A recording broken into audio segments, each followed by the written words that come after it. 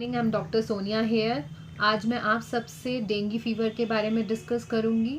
बहुत ज़्यादा dengue fever के patients day to day routine में बहुत ज़्यादा बढ़ रहे हैं, इसलिए I have chosen this topic for today's video.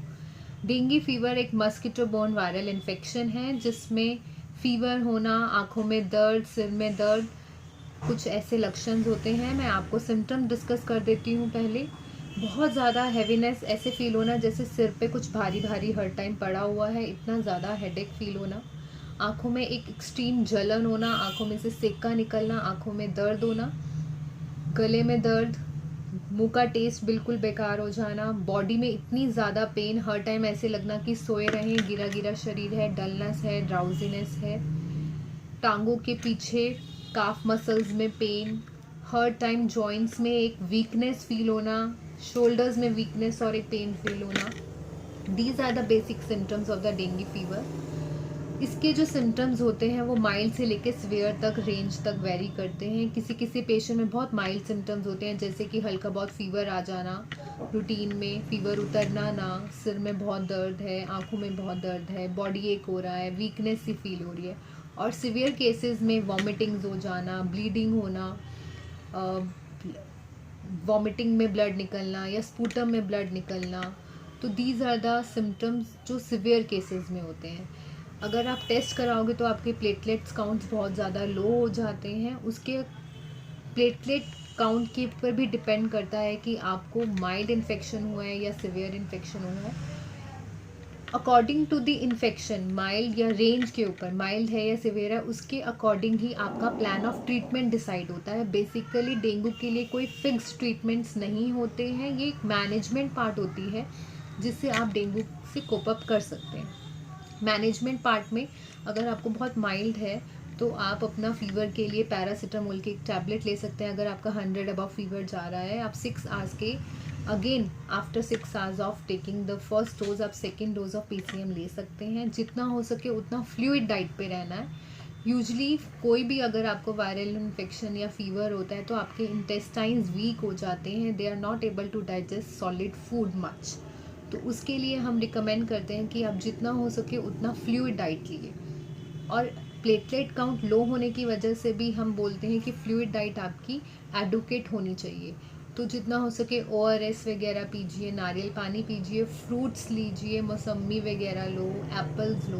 तो दीज काइंड ऑफ डाइट्स, खिचड़ी, दही भी ले सकते हैं, दही मना नहीं है, बट एक मिथ है कि दही खाएंगे तो गला पकड़ा जाएगा और उससे फिर और प्रॉब्लम हो जाएगी।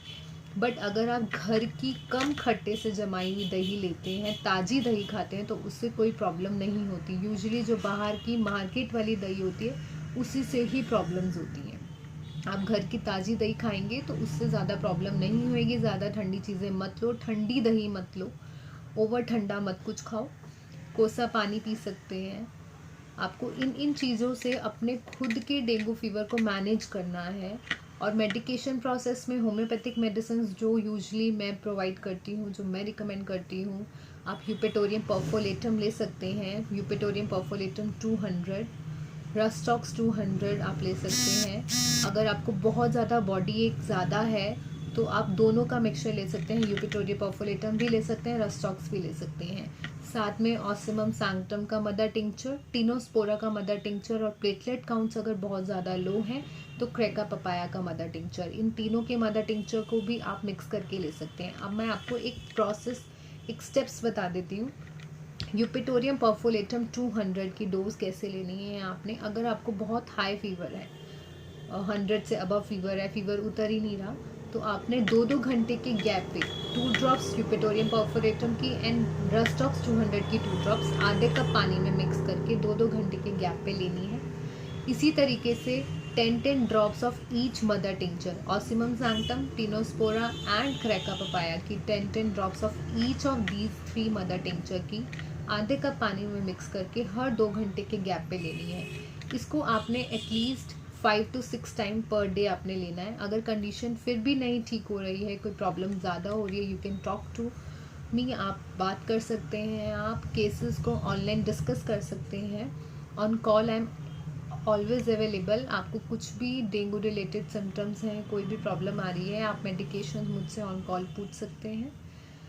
और बेसिकली मुझे जो मेन इसका एक प्रिवेंशन बताना था वो ये था कि मच्छर से फैलते हैं, यू ऑल नो दैट। लेकिन ये किसी को आई डोंट नो पता है या नहीं कि जो mosquito, that the mosquito, female mosquito which is responsible for this viral fever, वो यूजली डे टाइम में एक्टिव होता है। और हमारी क्या हैबिट होती है कि जैसे इवनिंग होती है हम यूजली अपने all outs and repellents use करते हैं, हम दिन में मोस्टली यूज़ नहीं करते।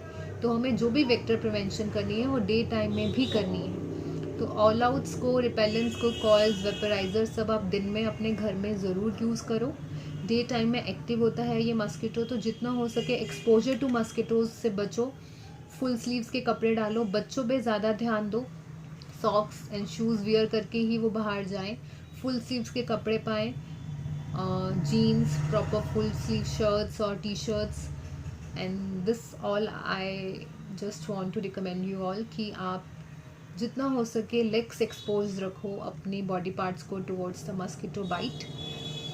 एंड इन्फेक्टेड पर्सन जो भी है, अगर कोई डेंगू वायरस से इन्फेक्टेड है, अगर उस इन्फेक्टेड पर्सन को मस्किटो बाइट करता है तो वो मस्किटो इन्फेक्टेड हो जाएगा, और वो मस्किटो इन्फेक्टेड फिर वो रेस्ट ऑफ आवर लाइफ रहता है। तो इन्फेक्टेड पर्सन भी अगर एक्सपोज रहता है मस्किटो से तो इन्फेक्शन घर में फैलने के चांसेस बढ़ जाते हैं। ऐसी ये साइकिल स्प्रेड होती है वन पर्सन टू अनदर। और ये पेशेंट्स का बहुत ज़्यादा एक डाउट रहता है कि यूजुअली ये बोला जाता है अगर किसी को एक बार डेंगू हो जाए तो दोबारा नहीं होता, बट पेशेंट बोलते हैं हमें तो पिछले साल भी हुआ था, उससे पिछले साल भी हुआ था। तो मैं ये आपको क्लियर कर दूँ, डेंगू वायरस के 4 टाइप्स होते हैं। तो अगर आपको एक टाइप के वायरस से डेंगू वायरस हुआ है तो उस पर्टिकुलर टाइप के अगेंस्ट एंटीबॉडीज़ डेवलप होती हैं, तो नेक्स्ट टाइम उस पर्टिकुलर वायरस से इन्फेक्शन नहीं होगा। बट जो 3 सब टाइप्स और हैं उससे होने के चांसेस हैं। तो हर पेशेंट को अपना ध्यान रखना है। ऐसा नहीं है कि पिछले साल हो गया तो अब नहीं होगा, ऐसा नहीं है। 4 टाइप्स के डेंगू वायरस हैं तो होने के चांसेस 4 बार होते हैं। तो इसीलिए take care of yourself, expose करना कम कर दो मस्किटोज़ को, रिपेलेंट्स यूज़ करो, कॉइल्स, वेपराइजर्स यूज़ करो। जितना हो सके, जितना भी खड़ा हुआ या स्टोर्ड वाटर है, कंटेनर्स हैं, कहीं पे भी कूलर्स में या यूजुअली टैंक्स में कहीं पे भी है तो वहाँ पे क्लीनिंग कराओ। Cleaning, neat and cleanliness is very important. अपनी खुद की बॉडी हाइजीन मेंटेन करो, अपने घर का एनवायरनमेंट मेंटेन करो कि जितना हो सके उतनी साफ़ सफाई ज़रूरी है। खड़े पानी को खड़ा मत रहने दो। बारिश आजकल बहुत चल रही है, जहाँ पानी रुका हुआ है वहाँ पे ये ब्रीड करेंगे ही करेंगे मस्किटोज़। तो take care of your surroundings. अगर आपकी यूजली पेशेंट्स बोलेंगे हमारे एरिया में काम वाले नहीं आते, ये नहीं आते, तो अपने लिए ही सही किसी को बोल के सफाई करा लो।